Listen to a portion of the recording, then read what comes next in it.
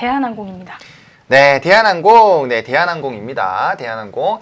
최근에 굉장히 이슈가 많았고, 우리가 또 한번, 대한항공은 이제 중장거리 노선에 대한 그런 기대감, 여러 가지 부분들로 해서 좀 긍정적으로 봐도 좋다라고 얘기를 했었는데, 최근에 이런 항공주들이 뭐, 이제 추락사고도 있었고요. 또 이제, 이런 대한항공 같은 경우는 한직칼에 대한 이런 이제 지배구조에 따른 리스크가 점점점 나타나주고 있는데, 오늘 또 굉장히 또 이슈로 또 저는 재미난 뉴스를 보고 왔어요. 그래서 여러분들은 고를 하실지 스탑을 하실지 먼저 한번 알아보고 가보도록 하겠습니다. 네. 유정님은 공가요, 스탑이신가요? 저는 대한항공 오늘 바로 고 하도록 하겠습니다. 네, 오늘 뭐 여러 가지 이슈에도 불구하고 나는 고를 하겠다라고 이렇게 따발총을 또 쏴주시는 그런 모습 나타나줬고요. 우리 나래님은 어떻게 생각하십니까? 네, 저는 대한항공 스탑을 하겠습니다. 네, 저 좋아요. 이렇게 첫 번째부터 의견이 갈리는 또 이 고인스타부터 전쟁을 하시기 시작을 하시는데 오늘 굉장히 좀 흥미진진합니다. 그러면 유정님이 일단 고를 외쳐주셨으니까 굉장히 안 좋은 이슈가 많거든요. 네, 그럼에도 그렇죠. 불구하고 고를 외치셨으니까 관련된 부분에서 먼저 소개를 좀 해주시죠. 네, 대한항공 같은 경우에는 말씀하셨던 것처럼 악재로 작용할 수 있는 이슈가 굉장히 많이 있었죠, 최근까지. 그렇죠. 비행기, 항공기 추락사고 관련해서도 있었고, 또 대한항공 같은 경우에는 이번에 추락해서 좀 운항이 중지된 항공기를 이제 다량 도입하기로 한 그 계획 때문에 또 좀 안 좋은 악재가 있다 이렇게 많이들 생각을 하셨는데, 또 거기다가 최근 조양호 회장의 경영권이 박탈된 그런 상황이기도 하죠. 주주들의 반대로 조양호 회장의 대표이사 연임이 지금 좌절된 그런 상태죠. 하지만 조양호 회장의 연임에 대해서는 일단 외국계 지분 보유자들은 쭉 우리는 반대 의사하겠다라고 표명을 해왔었고요. 하지만 조양호 회장이 물러난다고 하더라도 이미 한진 총수 일가가 가지고 있는 지분이 좀 많기 때문에 그리고 우호 지분도 60% 이상이고, 그래서 당장 회사 자체의 틀이 바뀐다거나 경영 방침이 크게 바뀐다 이렇게 볼 수는 없다고 지금 이야기가 많이 나오고 있죠. 그럼에도 불구하고 제가 대한항공에 고를 준 이유는요, 스튜어드십 코드라는 이 부분에 좀 제가 집중을 했기 때문인데요. 사실 이번 조양호 회장이 좀 물러나게 된 계기가 스튜어드십 코드 도입 이후에 좀 이런 것들이 어떤 그 총수 일가를 견제한 첫 번째 사례로 좀 작용할 가능성이 높기 때문에 제가 제시를 했고요. 사실 이거 문재인 정부 들어서 그 주주들의 권리를 좀 강화시킨다거나 아니면 저배당에 관한 좀 그런 문제들을 좀 잠식시키기 위해서 스튜어드십 코드를 이제 적극적으로 좀 시행을 하겠다 이렇게 좀 이야기가 나왔는데요.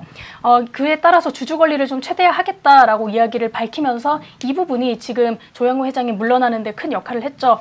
그러다 보니까 주주의 권리가 앞으로는 좀 증가될 거라고 보고 있고요.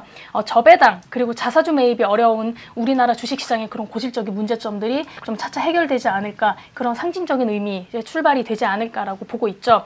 대한항공도 지금 총수 일가가 지분을 많이 가지고 있기 때문에 당장은 큰 문제가 되어 보이지 않겠지만 앞으로는 대한항공 자체도 주주들의 눈치를 좀 많이 볼 거고요. 특히 국민연금 같은 경우에 좀 많이 가지고 있죠. 그래서 국민연금이 좀 주주로서 목소리를 좀 많이 내지 않을까 지금 이렇게 보고 있고요. 또 땅콩해양이라든지 땅콩해양 그때 좀 심하게 문제가 됐던 갑질 문제 이런 것들로 좀 많이 줄어들게 될 것 같아서 조금 장기적인 시각으로 봤을 때는 좀 대한항공이 가지고 있는 부정적인 이미지라든지 좀 안 좋은 그런 것들이 좀 많이 좀 씻겨나가지 않을까 좀 이렇게 좀 보고 있고요. 또 국민연금이 고지분을 가지고 있고 지금 배당률이 굉장히 낮게 책정이 되어 있는데 저배당 기업들도 좀 이 부분에 대해서 좀 많이 관심을 가지지 않을까 해서 앞으로는 대한항공이 저배당 기업에 대해서도 배당을 좀 늘릴 수 있지 않을까 지금 이렇게 바라보고 있기 때문에 좀 중장기적인 관점으로 좀 접근하실 수 있기 때문에 좀 좋지 않을까 이렇게 보고 있고요.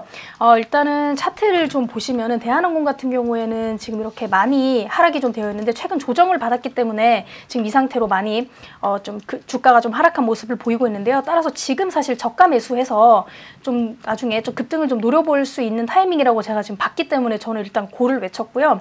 네. 일단은 유가 문제도 좀 많이 타격을 받긴 했었는데 이 부분도 지금 어느 정도 해소가 됐고 일단 1차로 조정을 받았기 때문에 이 조정 후에 나오는 상승 여력이 좀 충분하다고 보고 있습니다. 그래서 지금 31,850원인데요. 지금 현재가로 매수를 좀 진행해 주시면서 다만 목표가는 34,000원 정도, 35,800원 정도로 잡으시고요. 그 다음에 손절 라인은 28,000원까지 이렇게 보시면 좋을 것 같습니다.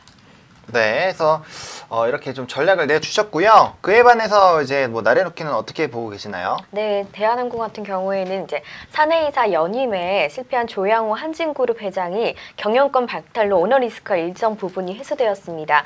하지만 아직까지는 완전히 해소되는 단계는 아니고요. 오너 맘대로 경영을 할 경우 주주 손에 경영권을 빼앗길 수 있기 때문에 바로 지배구조 개선의 변화를 기대하기는 어려울 것으로 보여지고 있습니다. 조 회장이 회장직을 내려놓더라도 아들인 조태원 사장이 경영을 주도할 가능성이 높아서 2021년까지는 대한항공이 지배가 가능할 것으로 보입니다.